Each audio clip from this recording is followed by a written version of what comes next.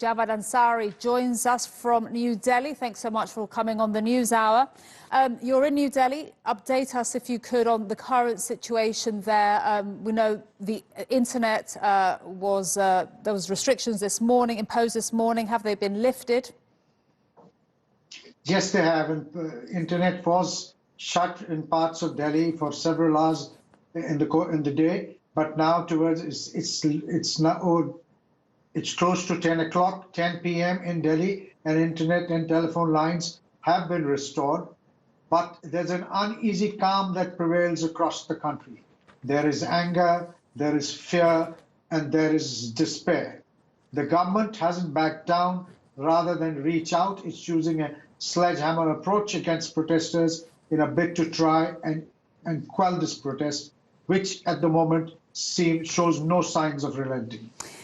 And why did the government do this? I don't know. Well, you said a sledgehammer approach, but you know, to impose those restrictions this morning in New Delhi, where you are.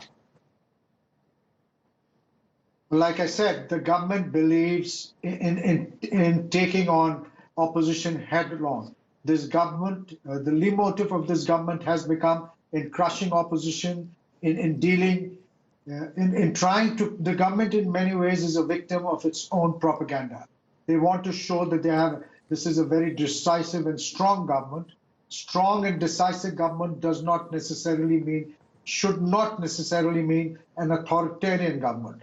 But in the last couple of months, the manner in which the government has come down against all forms of opposition lends credence to those who believe that this government is not ruling by majority, but the government means for this government, majority means majoritarianism, and it believes in crushing the opposition rather than reaching out to the people.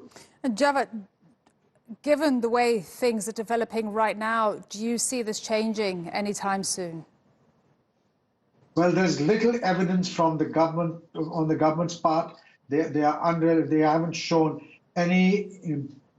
They haven't taken any initiative to reach out or to reach out to the opposition or to reach out to the students who've hit the streets across the country. So it's very difficult to second guess this government. If the past is anything to go by, so far they've always used the sledgehammer approach. But given this popular uprising, this mass uprising, and given the manner in which the youth and people of all faiths and denominations have come out and hit the streets, the government will have to ultimately back down in the face of people's power.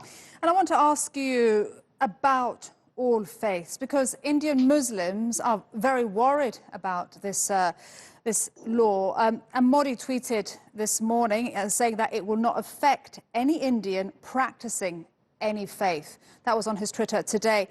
What would you tell people that support this law about why this is dangerous? Because you cannot have two sets of rules, different sets of rules for different people. India is a secular country. It's a part of our statute books. It's a secular country from its very inception. For the first times in religion, it will be used as a criterion to determine and make laws for people belonging to different sects. That's a very dangerous thing. It's a very dangerous precedent. Today, it's to decide citizenship. Tomorrow, it could be for something other. And people fear that this could open the floodgates to a majoritarian rule. People fear that Mr. Narendra Modi and his party want to convert the secular state into a Hindu Rashtra. And as you said, Javed, the government is adamant it will not roll back its decision. So how do you calm these protests that are spreading all around India? Well, for the first, the government needs to step back and take action against those policemen who have assaulted innocent students, teenage students, who've been blinded, who've had their legs broken. First of all, the government must rein in its law enforcement agencies, especially the police, from acting with this kind of vindictiveness. Secondly, it needs to do a rethink on this law, on the NRC and the Citizenship Amendment Act, because this is something which has not gone down well, not just with people, but with large sections of Indians cutting across political and religious lines. And this is something the government can only ignore at its own peril.